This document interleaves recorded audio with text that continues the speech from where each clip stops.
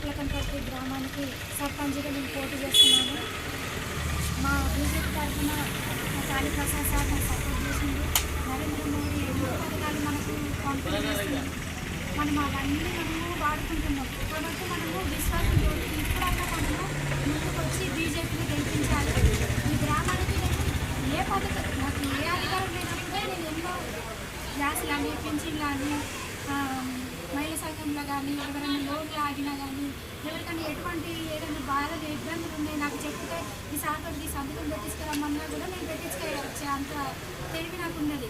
నాలాంటి అమ్మాయికి ఒక్కసారి అవకాశం ఇస్తే నిజానికి ఎన్నో మంచి పనులు చేసిన నాకు ఏ అధికారం లేనప్పుడు మంచి పనులు చేసిన నాలాంటి వాళ్ళకి ఒక్కసారి అవకాశం ఇస్తే ఇంకా లేని ఉంటే అన్నీ బయటికి తీయవచ్చు.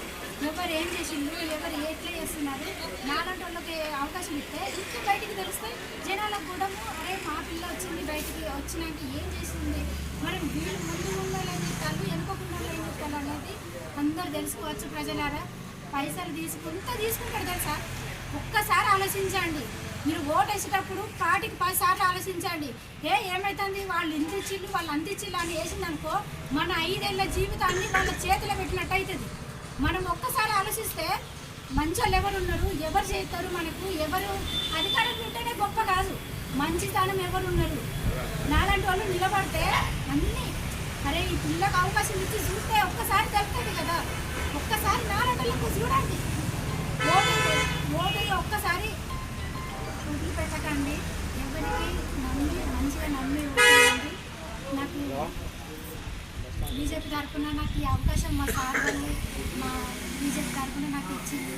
ఉంగరం గుర్తుకు నాకు ఓటేసి గెలిపించండి. ఈసారి నాకు అవకాశం ఇస్తే 10 ఏళ్ళ నుండి తిరుగుతున్నాను. ఈసారి నాకు అవకాశం ఇస్తే నేనేంటో నేను చూపిస్తాను. నా అవకాశం నాకు ఇవ్వండి.